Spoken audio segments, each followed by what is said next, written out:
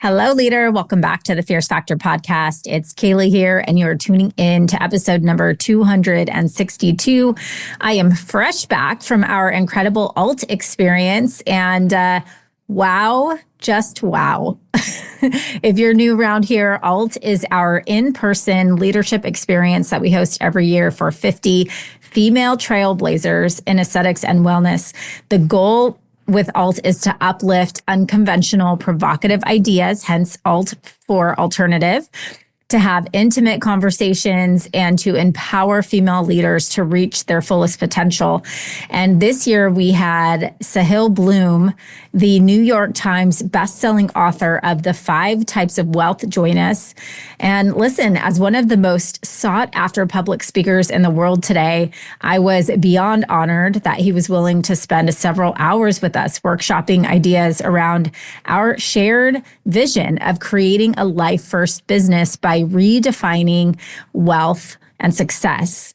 He reached out after the session sharing how impressed he was and inspired by the vibrant energy and brilliant minds in the room, which I was so proud of. And it was just such a powerful opportunity for deep reflection and strategic planning in a different way, for building a life that we aren't drowning in, but instead uplifts and supports the highest priorities that we value as individuals. And so in theme, I wanted to bring to you an archive podcast that explains the idea behind a life first business, one that pours generously into 4 key pillars: wealth, health, impact, and freedom. And I think most of us desire this, right? A spacious, revitalizing relationship with our business.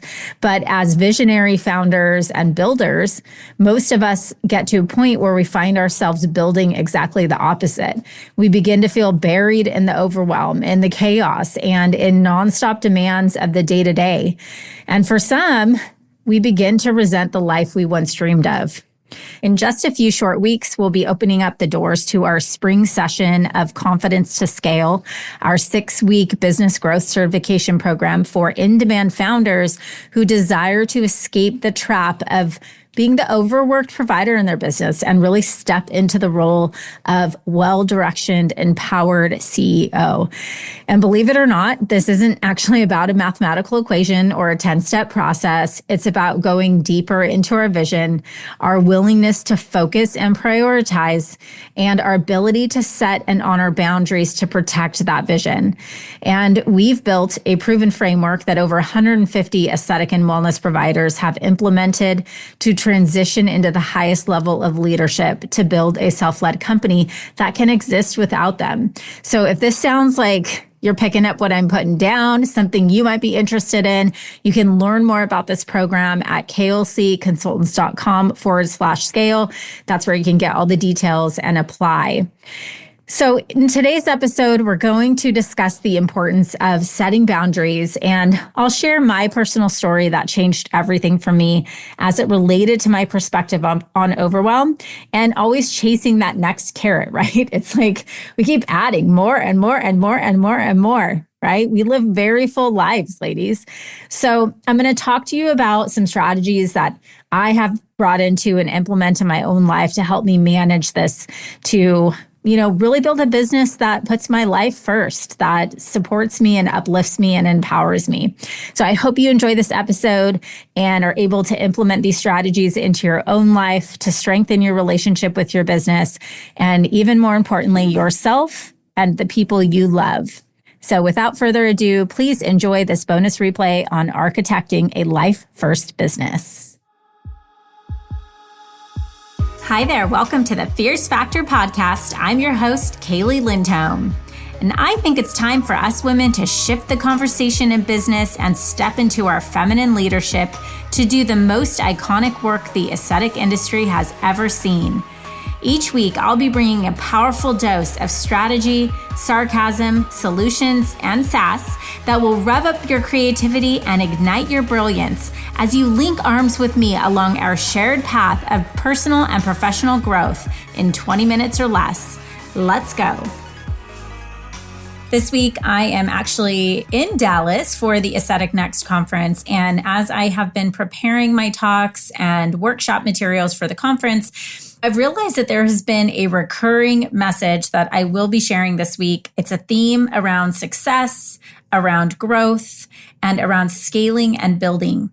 And as we are curating, planning, designing this roadmap for business growth, I thought it would be helpful to take a moment to come connect with you, my incredible Fierce Factor listeners, to emphasize a critical tenet of small business growth for women. And that is that female-owned business requires its founder to be hyper aware of the relationship her business has with her life. In particular, a service-based business provider like many of our clients, like many of you who started your business to follow your passion, to make an impact, to build your personal brand, and to experience the deeply enriching freedom of being self-employed and living out your passion. Well, you get to a point where your business growth is so interconnected to your sense of worth as a human because it's like your baby. I remember having a conversation with a client a year or two ago, and she said, I think I have an unhealthy relationship with my business. And I said, tell me more. And she proceeded to tell me that her moods, the way she values her impact really seems to follow direct suit with how things are going at the office. So she gave this example of having issues with staff turnover, and it was causing her to wake up at 4 a.m. every day because her mind was racing. On top of that, she felt like she was bringing her sloppy seconds, those are her words, for her second best self, home at night after a full day of work and her demanding schedule where she's just on all day long. And so she said, all I want to do is lay on the couch and watch TV so my brain can just unwind.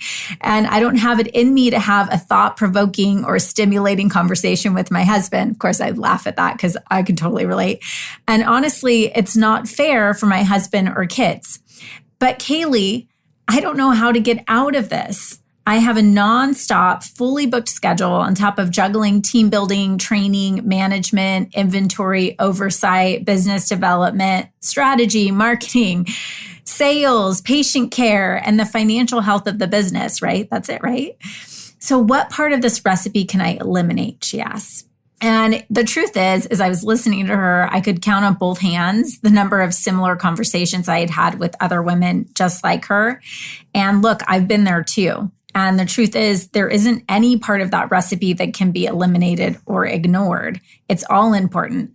A successful business requires intentional focus on all of the core business milestones that our clients master in our Pop Leadership Academy. That's how I know. But what I recommend is that she shift her approach to how she is looking at her business, meaning stepping back and reevaluating where her business fits into the bigger picture of her life.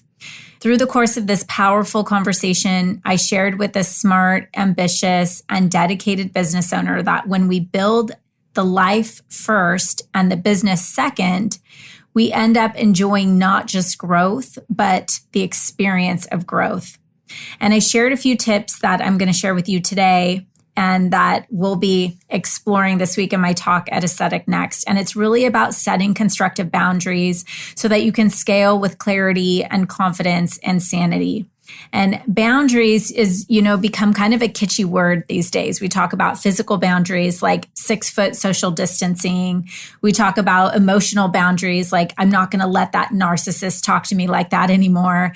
There's physical boundaries in the sense that you have a line that separates or a fence that separates your home from your neighbor's home or the lines on the freeway.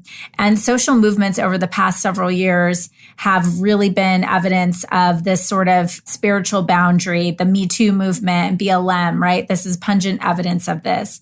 But what I'm talking about here is a self-governing decision to prioritize the things that matter in your life. I mean, think about all the times that you've said yes to a meeting that you'd really rather just nap through, or you end up picking up the slack for other people because you'd rather avoid the backlash, or you find yourself saying yes to too many things and feel overwhelmed by all of the obligations.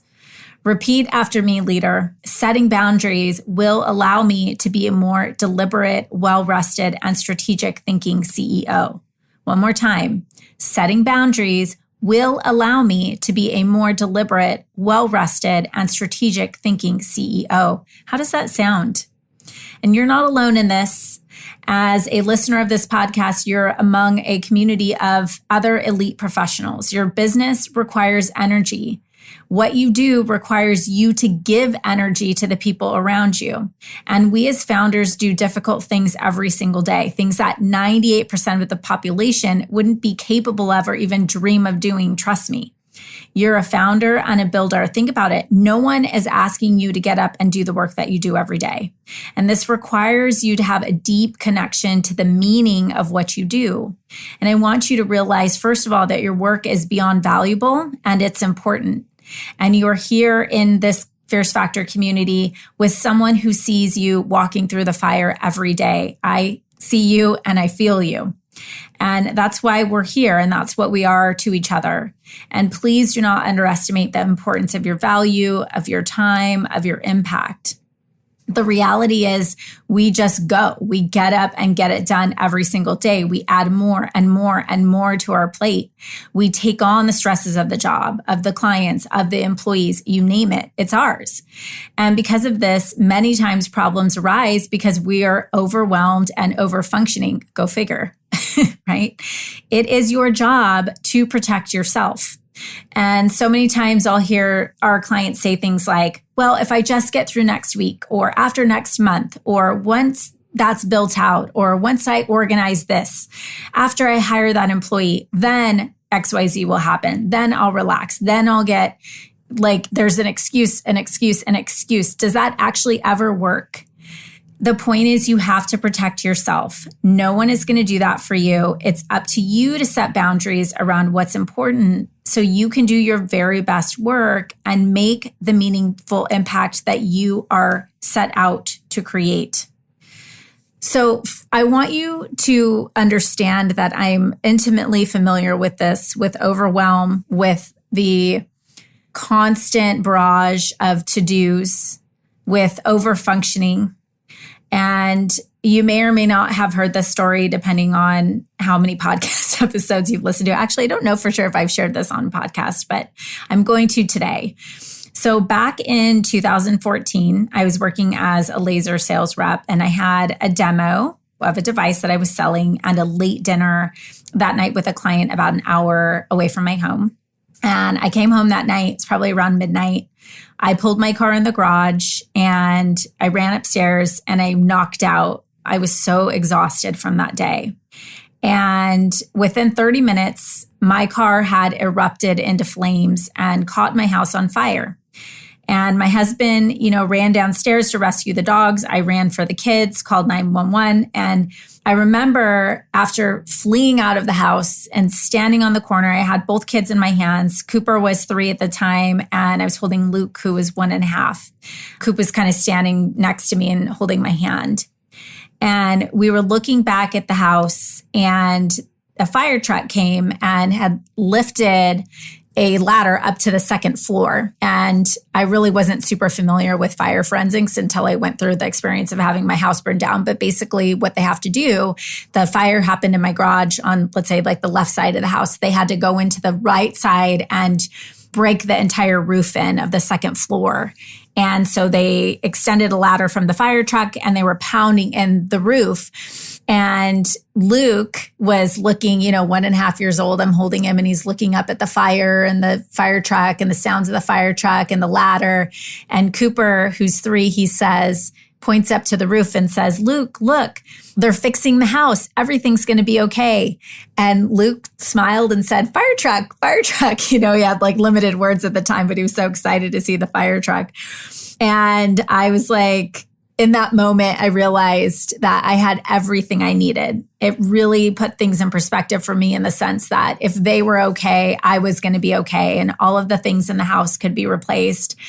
And it was in that moment that I sort of flashed back to the morning and to the little argument that I probably had with with my husband and stress I was feeling with work and the laundry and the dishes and the business and the to-dos and the this and the that and the dinner and the loading up this and the logistics, and how I felt so overwhelmed and so burdened by this life that I essentially had built on purpose, right? This beautiful life with kids and a family and a career and all of the things. And then, you go out for the day and you never envision or expect that your house is going to burn down, and suddenly it's gone. And it wasn't so much that I think a lot of people think when you lose something like that, you lose the material things and that can be replaced. And that's sort of the conversation that, oh, everything's fine because I have my family and everyone's healthy and happy. But I had a different aha moment. For me, it was a realization that the feelings that we have about overwhelm, the feelings that we have about all of this growth, this like incessant need for more and more and more and more, it's this just sort of feeling. It's not even real. And at the end of the day, nothing is guaranteed. There's no certainty. And that feeling can be gone in a split second. And suddenly it was just in that moment when those kids were watching that ladder be elevated to the second floor and the firefighters knocking the roof down and all of that, I realized that the only thing that mattered is just right where my 2 feet are and what's going on right now. And it really gave me a different perspective about prioritizing my business in a way that was in alignment with my core values, in alignment with my life. Hey, leader, I know the journey to building your greatest potential can feel overwhelming. You're setting big goals, navigating resistance, and trying to stay true to who you are in the process. That's exactly why I created the Fierce Factor Society. This isn't just another membership, it's a launch pad where ambitious women like us come together to grow, lead, and thrive. It's a space to take those big dreams and make them real step by step with the support and tools you need to succeed. If you've ever felt like you were made for more but didn't know exactly which step to take next, the Society is your space to access the tools, strategies, and support to unlock your next level of leadership. Let's do this together. Visit klcconsultants.com/Fierce Factor Society to learn more. Can't wait to see you there. We add on more. We get to this point where we've got so much, we start to resent all these responsibilities that we have. And I want to just encourage you and offer this to you, leader, that you don't put yourself in a position to become the victim of this life that you built on purpose, right? That's when you start to have all of these feelings. And that's when you start to tell yourself that you're powerless to your circumstances, but you really aren't. And I did this just before I came here to this conference. I was preparing to come here and I jammed up my schedule for the week ahead of time. And I'm like, oh my gosh, I have so much to do. I can't do all of that. And then I realized I sort of have to take myself back and take a deep breath and a moment and feel the gratitude for how cool it is that I get to have this experience. And also that this is what you worked for, Kaylee. This is what you built and you can slow it down too. Like you are in control. And I want to share with you today, there's really 3 specific tools that I use to help set and hold myself accountable to setting these boundaries so that I don't put myself in this situation, but that I align my life and my business in a way to where my life takes first precedent and priority, and then my business supports that. So I want to share those with you here. So tool number 1, it's called the list of nevers. So I want you to take out a piece of paper and write down even just 3 to 5 things that you will never again sacrifice or compromise. So a few on my list are having early morning appointments. So I don't take those. I stick to my routine. I go to my workout in the morning. I get the kids to school. I have my coffee. I do those things for me in the morning, and I will never, ever compromise on that. I do not take more than 4 meetings per day because I know that's my threshold when I start. I want to come in prepared to every meeting. If I plan and jam too much into my day, that's when I start to feel my heart race. I start to get anxiety. I start to get snappy at people. I do not ever skip my boys' games. As long as I'm in town, I'm at their games and I'm not skipping their games to do work. And then another one is I never bring my phone to the dinner table. That's where I will, even as urgent as I feel like something is, I keep my phone set aside and I actually plan out that time when I'm very present, when I'm with my family, I'm with my family. I'm focused on what I'm doing at the time. Okay. Having these written down and also sharing them with your family or others who will help support you through this process will really help provide some accountability to sticking to these. Tool number 2 is calendar blocking. So this is where I list out my life priorities each week to remind myself what is important here. And then I block time for them in my calendar. So for example, this week, right, my list of blocks are me first, my family, my friends, professional and personal development, clients, and business development. And so each week I block my calendar for each of these first. So I'm actually taking an hour or 2 hours within my week to make sure I start there. I'm blocking those and I will not fill anything else into those time slots. And then I work around them. So prior to doing this in the past, I would squeeze things in that were most important to me. Like after all my most energetic time of the day was occupied by things that were way down on my priority list. So for example, someone would call and ask for a meeting. Like a lot of times I get calls, hey, Kaylee, I have a partnership idea, right? Like another business owner, or, someone has an idea of really how we could work together to help each other grow our business. That is not on my list of priorities. So that would not take a priority space. Okay. And so I'm starting with the things that I just mentioned, my clients, my business development, me, my family, my friends. And then I fill in after that. So my planning is in alignment with life priorities. And then I'm grinding out the work after. And trust me, I will grind, ladies. Like I absolutely will. And I love my job, right? And so that's why especially I need to do this because I will just work until there's no end. Okay. And then I'm going to end up like that client I mentioned, vegging out on the couch with a Diet Coke and Housewives of Orange County. Okay. All right. And then finally, tool number 3 is the eye of the needle. And this is where we think about threading a needle. Now, if you think about that, the idea of threading a needle, it's only the very top, the very tippy point of the thread that will fit through that little eye of the needle. We can't shove the entire ball of yarn through it. We have to be very specific and focused here. And so I'll refer to the Pareto principle where we know that only 20% of our activities represent 80% of the impact for our company. So think about what is the 20% of activities that need to happen in your business, that need to happen by you, that are going to generate the bulk majority of impact and income for you and your business. Okay. Everything else, whack it. Yes, seriously, get rid of it. So list out your to-do list, right? So here's the tactic. List your to-do list. And of 10 items, there's only 2 that you can keep. Okay. The rest you have to eliminate, delegate, or automate. Done. And you have to hold yourself accountable to that. And that really makes you focus on what's important. Okay. All right, leader. Here's the deal. Success always points back to your leadership. And I want you to think about a professional athlete, right? They give 110% much of the time, but they aren't giving 110% all the time. They're investing in recovery, rehabilitation, and nourishment, right? This is vital to high achievement. So you can eliminate overfunctioning, over-delivering, striving, stressing, hurting, rushing, grinding, right? These are poison for your business, especially if you love your business. And of course, there are a ton of other tactical things we can talk about, but I hope that this was helpful for you to really rethink your relationship with time and ensure that the activities you choose to spend your time on match the values that are most important to you and offer you the time and space and freedom to be the leader of your life and business and of your team and your family and be that woman that you know you can and need to be. And intention and confidence and sanity will be and are a real reality for you. And listen, I know this isn't easy, right? But I am living proof that you too can implement a few tools that will get you back on track to living a life that is in alignment with your core values.